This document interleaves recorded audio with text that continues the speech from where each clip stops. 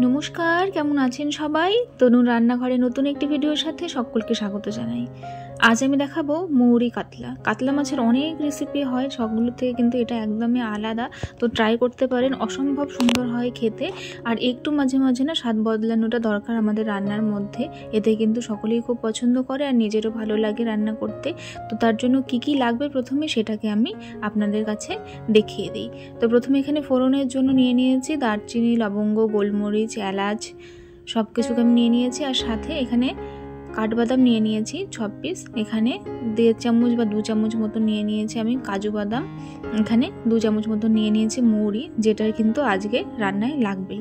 সাথে 1 চিলতে একটু নিয়ে নিয়েছি লেবু, 4টে কাঁচা লঙ্কা ঝাল মতন, আর তার সাথে 1 ইঞ্চি মতন আদা। তো সবগুলোকে তো আমি পেস্ট করব। আর মাছ এখানে নিয়ে নিয়েছি আমি 500 গ্রাম মতন। তো কাতলা মাছ আমি নিয়েছি, কাতলা মাছটা দিয়েই এটা করলে কিন্তু বেশি ভালো লাগে খেতে। তো কাতলা মাছের মধ্যে এটা লেবুর রস, সামান্য একটু লঙ্কা গুঁড়ো, যেহেতু এটা রান্নাতে হলুদ যাবে না যার জন্য লঙ্কা গুঁড়ো, নুন সব কিছু দিয়ে আমি ভালো করে এটাকে ম্যারিনেট করে নিচ্ছি।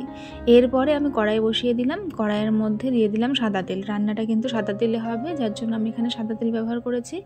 ভালো করে তেলটা গরম হয়ে যাওয়ার পরে মাছের পিসগুলো আমি উল্টে পাল্টে ভালো করে ভেজে নেব।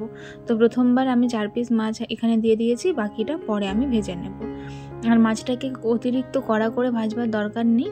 তো এটা হালকা একটু গ্রেভি টাইপের হবে, ভীষণ ভালো লাগে খেতে। আর মৌরির যে স্মেলটা না এত মিষ্টি মিষ্টি সুন্দর, আপনারা ট্রাই না করলে বুঝতে পারবেন না। তো অবশ্যই ট্রাই করবেন আর অবশ্যই জানাতে ভুলবেন না যে কেমন হয়েছিল।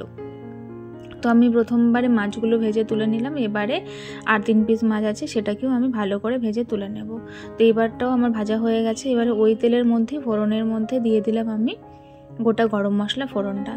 এরপরে আমি এখানে দিয়ে দিয়েছি একটা পেঁয়াজ বাটা, যেটা আমি দেখাতে ভুলে গেছিলাম, ক্ষমা করবেন। তো এখানে পেঁয়াজ বাটা আমি দিয়ে দিয়েছি, স্মুথ করে পেঁয়াজটাকে বেটেছি, বেটে ভালো করে এখানে কষিয়ে নিচ্ছি। পেঁয়াজের কাঁচা গন্ধটা যাওয়া অবধি আমরা প্রথমে এখানে কষাবো। তারপরে যে কাজু, তারপর কাঠবাদাম, আদা, কাঁচা লঙ্কা যেটা নিয়েছিলাম আমি মশলা, মৌরি সব কিছু কিন্তু এর মধ্যে ভালো করে পেস্ট করে ওই পেস্টটাও আমি দিয়ে দিলাম। এই রান্নাটার মধ্যে হলুদ যাবে না, সাদাটা হবে, যার জন্য এখন ভালো করে এটাকে কষাতে হবে, কোনোভাবে যাতে নিচে ধরে না যায়। যেহেতু কাজু আছে, ধরে যাওয়ার অনেক বেশি চান্স আছে। তো আপনারা পারলে এটাতে টক দইও দিতে পারেন, আমি এখানে কোনো টক দইয়ের ব্যবহার করিনি। তো যদি আজকের ভিডিওটি ভালো লেগে থাকে তাহলে অবশ্যই চ্যানেলটিকে লাইক, শেয়ার, সাবস্ক্রাইব করে বেল নোটিফিকেশনটি অন করে রাখবেন, এতে করে আমার ভিডিওর নোটিফিকেশন সবার আগে পেয়ে যাবেন। তো এই পর্যায়ে আমি এখানে 2টো চেরা কাঁচা লঙ্কাও এখানে দিয়ে দিলাম। প্রথমে কিন্তু 4টে লঙ্কা দিয়েছিলাম, সেটা আপনাদের ঝাল অনুযায়ী আপনারা দেবেন, আমি এখানে কাঁচা লঙ্কাই ব্যবহার করেছি। তো তারপরে এটাকে ভালোভাবে একদম কড়া থেকে ছেড়ে আসবে সেই অবধি কিন্তু ভালোভাবে কষাতে হবে মশলাটাকে। দেন তারপরে এর মধ্যে আমি প্রয়োজন মতন গ্রেভির জন্য জল দিয়ে দেবো। তো আমি এখানে 1 গ্লাস জল দিয়ে দিয়েছি। এই গ্রেভিটা ভালোভাবে ফুটতে শুরু করলে এর মধ্যে কিন্তু এবারে আমি মাছগুলোকে ধীরে ধীরে অ্যাড করে দেব। তো আজকের রেসিপিটি কেমন লাগলো অবশ্যই জানাতে ভুলবেন না। রেসিপি মোটামুটি আমাদের বেসিক মশলাগুলোই থাকে, কিন্তু সেগুলোকে যদি একটু স্বাদ বদল করে একটু অন্যরকম করে রান্না করা হয় না, তাহলেই পুরো স্বাদটা চেঞ্জ হয়ে যায় আর খেতেও ভালো লাগে, আর সবাই কিন্তু খুব পছন্দও করে। তো আপনারা চাইলে এভাবে বানাতে পারেন। আর কে কোথা থেকে ভিডিওগুলো দেখছেন অবশ্যই জানাতে ভুলবেন না।